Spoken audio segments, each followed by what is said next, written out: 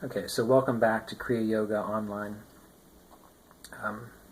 On this channel, if you're not already familiar with it, there are videos on Kriya Pranayama, initiation, how to practice Kriya, hundreds of videos, I don't know, probably over 500 hours worth of lecture and material. So if you're interested in Kriya Yoga, at least based on my personal experience through the process and the path, do avail yourself of those videos.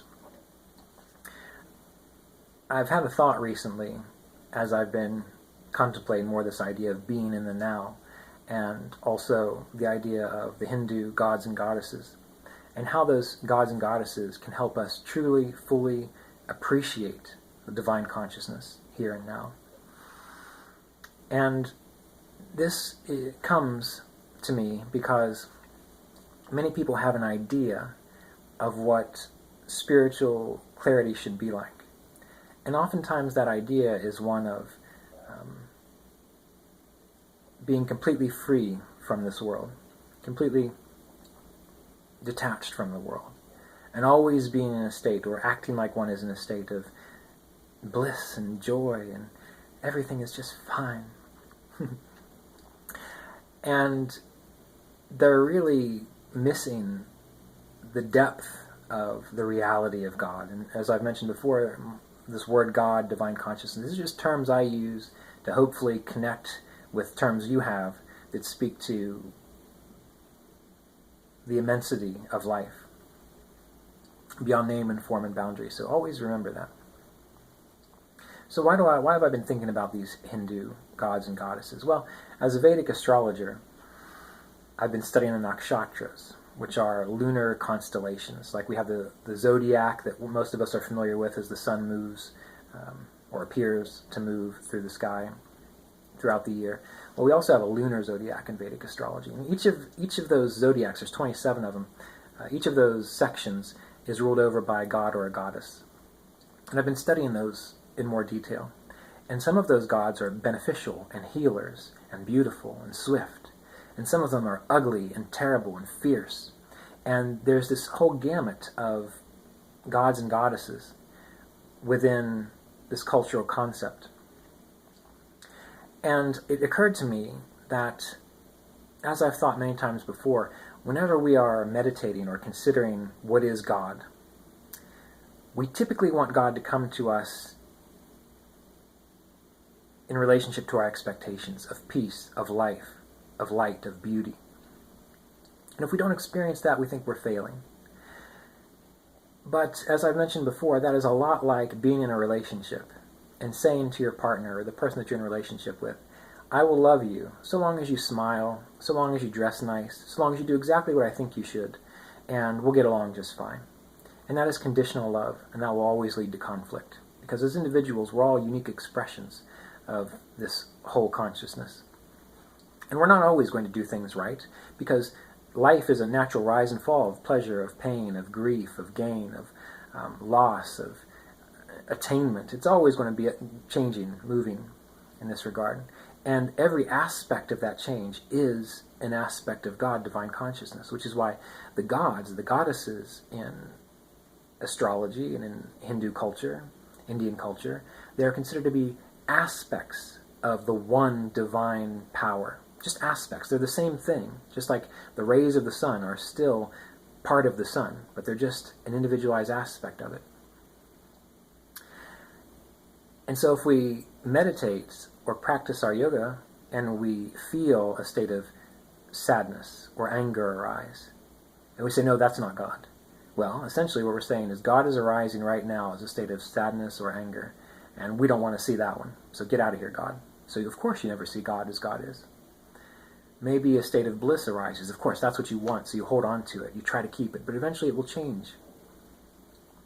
And with the gods and the goddesses, there are gods which are beneficial, like Ganesh, the remover, the lord of obstacles and the remover of obstacles. We want him around because he's going to remove our obstacles. There is, in Vedic astrology, Shukra, which is a planet of passion and a planet of success within the material world. Well, of course we want that around. There is Jupiter, which brings wealth and creativity. Those are good things. Those are things we expect God to be like. There are other gods and goddesses. For example, in the nakshatra Mula, the goddess of that nakshatra is Nirti, which is Lakshmi, or the opposite of Lakshmi.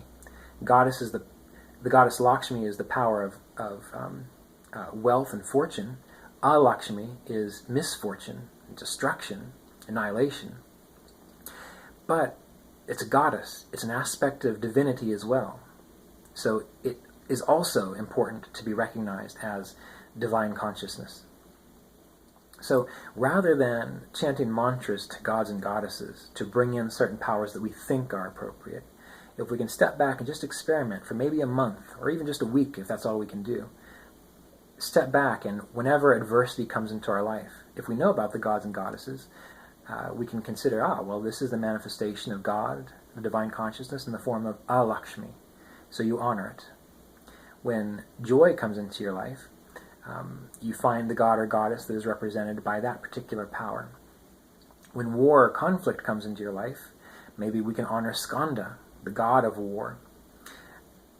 And so as we do this, we stop segmenting our experience into, I want this part of God, but not this part of God. And we are saying, I will unconditionally love the divine consciousness and as it manifests, while using the concepts, the ideas of the gods and goddesses to say, this particular energy in my life right now, where things are going horrible and my life is getting destroyed, we say, I honor you, Saturn, which is, Shani would be the god in Vedic astrology, Hindu astrology.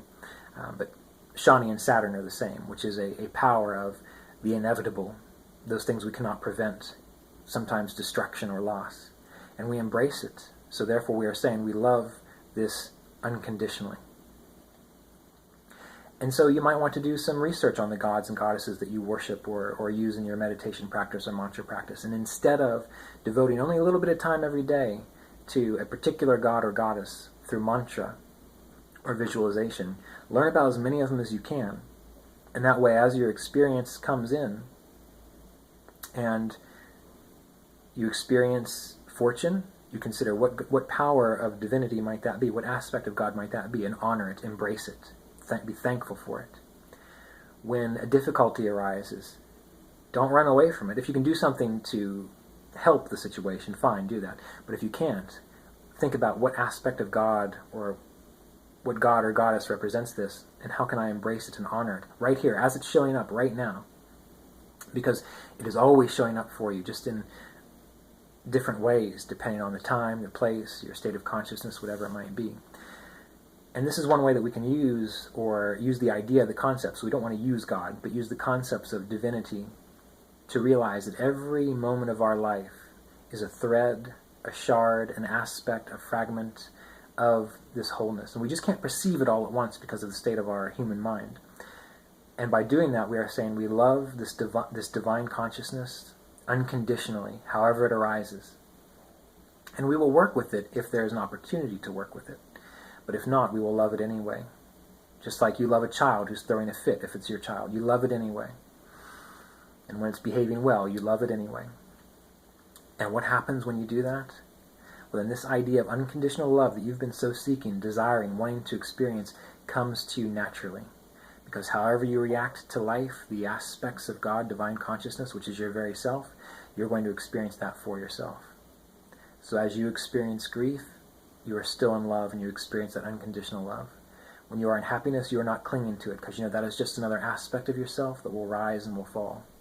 So this idea of unconditional love through the gods and the goddesses, if you need that concept, then by all means do some research and honor those gods and goddesses as they rise and fall by their very energy within your life. And then you will find in time that you are as you are meant to be, and that you naturally have this innate sense of contentment, divine love, and appreciation for your own being as a reflection of the wholeness of life. This is really, in my mind, what Kriya Yoga practice is bringing to us. Because Kriya Yoga is not just circulating life force through the spine and saying you're part of a lineage or a tradition. It's about having a conversation with the rest of you, realizing that you are the wholeness, you are God, you are the perceiver, you are what is perceived, you are the good things, the bad things, you are your dreams, you are everything, It's just that this one moment in time and space, you are only aware of a very small part of it. So we're learning to release our attachment to that one little part and immerse ourselves in this unconditional love. Again, if you need some help in that regard, this channel will help you. There's plenty of videos on Kriya Yoga practice and meditation practice. If you need more in-depth instruction, at AshevilleVedicAstrology.com, go to the Learn Kriya Yoga tab and you'll find an 11-hour training course on Kriya Yoga. You will also find a 26-hour course on the Yoga Sutras, which will give you plenty to contemplate, plenty to work on. Remember, if you need personal instruction, find someone to personally instruct you. But before you do that, do some work on yourself first. Try to figure out on your own what you need to do to prepare yourself to be able to even conceive of doing these sorts of things. And then take steps in that regard. And then if you need a teacher, if you need a mentor or a guide to kind of keep you on track, you'll eventually find the right person for you. And that can be an individual that teaches Buddhist meditation. That can be an individual who's influenced by Ramana Maharshi. That can be someone from Self-Realization Fellowship. Don't define yourself by needing to be part of an organization or a particular lineage or identified with a particular person. You will find what you need, whether it be through a person or through books or through lectures or through your own personal contemplation. So keep all this in mind and consider this as you contemplate the gods and goddesses of the Hindu pantheon and even Vedic astrology. And actually, I think I might go ahead and put this video on my astrology channel, so I apologize here. I'm going to put this on my astrology channel.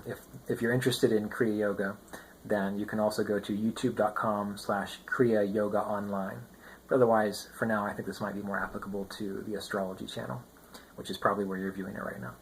So be well, thank you for tuning in, and we'll be in touch soon. Peace.